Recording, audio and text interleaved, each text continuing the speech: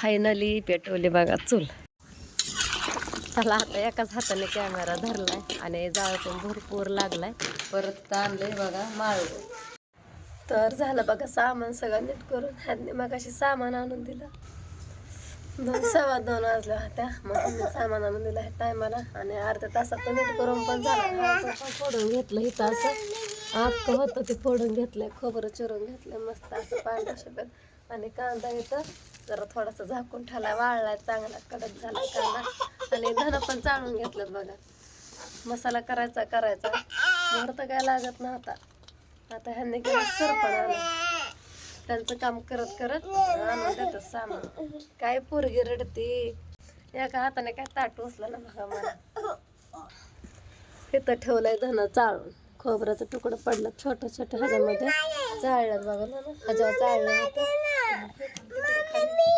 काय काय करते आता? चूल पेटायची मस्त अशी भांडे पण घासून ठेवल्यात मी मग अशी शिकडं वाळल्यात आता चांगली.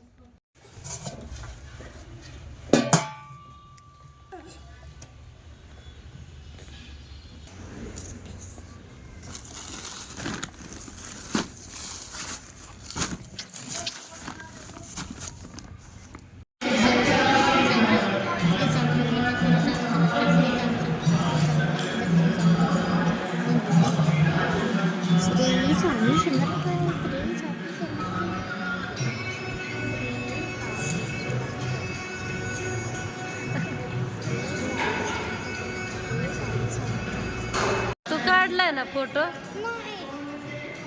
काढत होती ना फोटो. आता कसं उघडायला लावायचं? तर आता ते बंद केलं आणि राधू मला म्हणते मम्मी उघडायला सांग, मला फोटो काढायचा. किती वेळ झाला ते फोटो काढत होते. नुसतं ती फोटो काय तिने काढलाच नाही. खाऊ नक्की पडदा. जा पूर्ण काढ. दार उघडच असतं. जा काढून जा. गाणं म्हण. तुला येतं? जिंकण्याचा मोह नाही. आम्ही हाय पाठ मी सांगते चल. हा.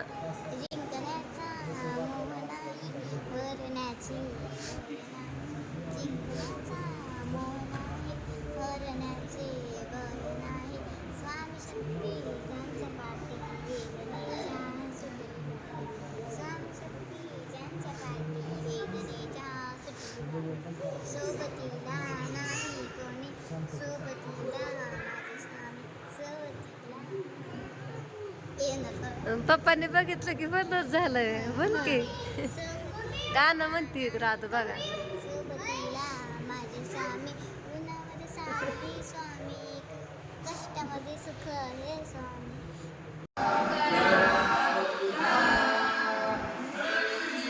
पाया पडून घरी निघाला होतो. दादांनी थांबवलं आरती घ्यायची म्हणून. ह्यांच्या हातून आरती करायला ह्यांनी घेतली आरती बघा.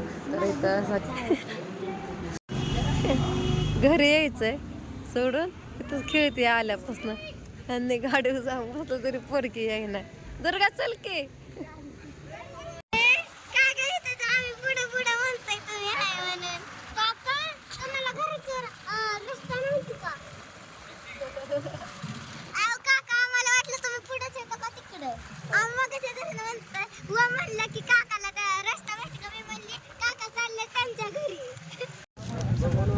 काय खाते?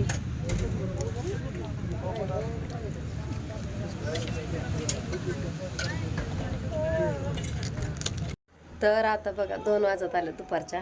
आणि आता इकडं पाणी मारलंय कारण इथं अजून पाला पडतो. दिवसभर पालाच पडतो बघा. सकाळी पण झाडलं होतं.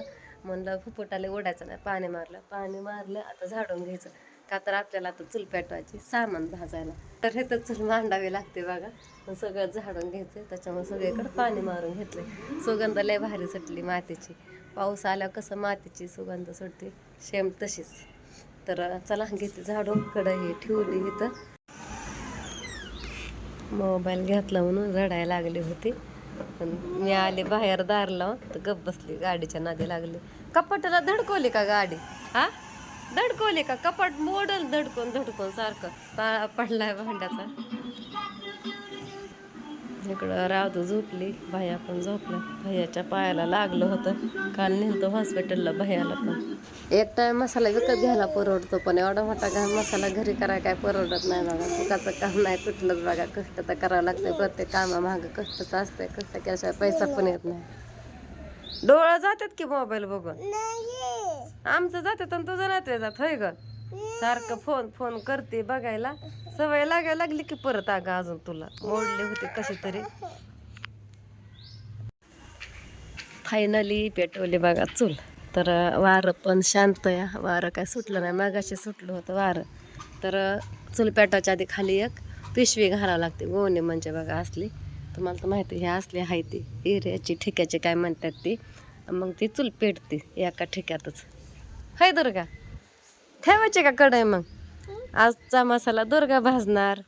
हाय दुर्गा, तू भाजणार ना खोबरं हे? पाहायला लागला की पडायला. ओमने आणली गाडी बाहेर. आता मला म्हणते मम्मी मला नको बोबल, म्हणजे फोन नको म्हणते बघा. तर बघा आता मस्त अशी इकडे चूल पेटली आणि तेल पण मी तापायला ठेवलंय. तर आता ह्यांनी पण नाहीत मला मदत करू लागायला. माझ्याकडून खोबरं करपू नाही म्हणून मी थोडं टाकणार आहे, दोनदा करून टाकणार आहे, एकदाच नाही. देते. तर अशी चूल केली काय बाई लेकरं. आणि इकडं सामान पण आधी हाताखाली आणून ठेवलंय सगळं सोडून. हे म्हणजे लय जाळ लागला तरी, जास्त जाळ लागला तरी करपणार नाही बघा. तर चला घेते सामान भाजून. आता कॅमेरा धरा, माझी राधू पण नाही झोपली या, तिचं दुखतंय त्याच्यामुळं. म्हणलं तेल तापलंय का बघावं म्हणून एक खोबऱ्याचा तुकडा टाकला. तर तेल चांगलं तापलंय बघा. तर आता मी पहिल्यांदा थोडं खोबरं निम्म टाकून घेणार आहे आता. चला आता एकाच हाताने कॅमेरा धरलाय आणि जाळ पण भरपूर लागलाय. आता एका हाताने खोबरा भाजते आणि तुम्हाला पण दाखवते. काय काय जण म्हणतात की मसाला तुम्ही करत नाहीत काय आजकाल. तर ह्यांनी म्हणलं नाही, आम्ही मसाला करतो पण ॲड करत नाही, कामाच्या नादात ॲड करणं होत नाही. तर म्हणलं चला आजचा व्हिडिओ मीच घेते आणि मीच भाजते. मग त्यांना एका ताईला व्हिडिओ कॉल करून दाखवलं, सामान नीट करून ठेवलं आणि सगळं दाखवलं बघा. आज करायचं म्हणून सांगितलं.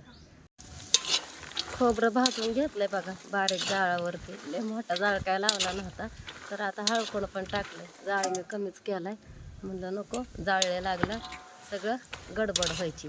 तर मस्त असं हळकुंड पण भाजायला लागलंय बघा. आता इकडं खोबरं तर घेतलंय भाजून.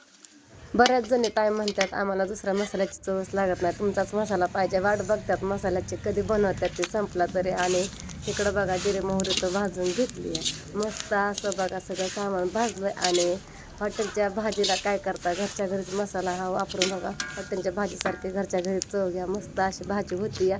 तर आपला मसाला सगळा पूर्णपणे सामान भाजून तयार झालं आणि धनं पण टाकलं तिकडं भाजायला. निम्म केल्यात करपू नाही म्हणून. सगळं सामान स्वच्छ करून घेतलेलं असतं, तुम्हाला तर दाखवलेलंच असतं बघा. प्रत्येक सगळं वस्तू न वस्तू कुठलं सामान खराब असं आहे म्हणून असं पण नसतंय. तुम्हाला सगळं दाखवते मी. आणि ह्यांनी पण म्हणून तर तुम्हाला हा मसाला आवडतो. इकडं झालंय खोबरं पण भाजून बघा. आणि इकडं जिरी मोहरी पण भाजून घेतली आणि हळकुंड पण चांगलं फुललंय असं. तर लय करपवलं पण नाही, जसं पाहिजे तसंच बघा. करपवून तर चालतच नाही म्हणा हळकुंड. आणि धनं पण भाजून घेतलं.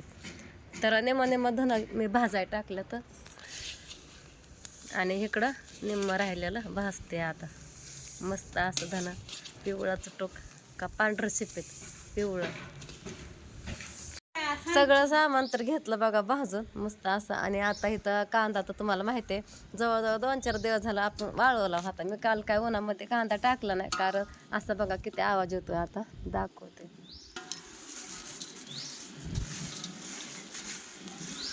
एवढा चांगला कडक कांदा वाळलाय आणि अजिबात कुठं सुद्धा चिकट नाही का वल्ला नाही बघा. मस्त कांदा वाळलाय.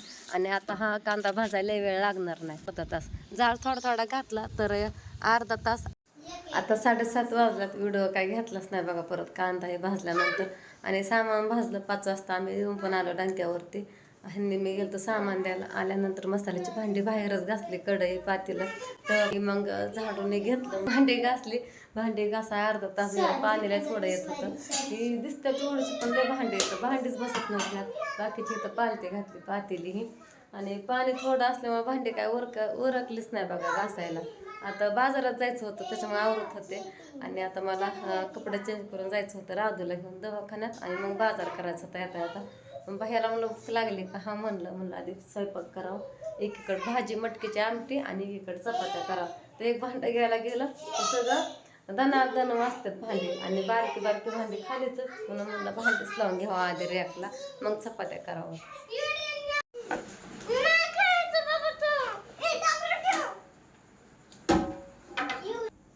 तिकडं चाललंय त्यांचं खेळायचं आणि इकडं सगळं पसारे आवरून घेतलं. बघा टायमिंग किती झालाय.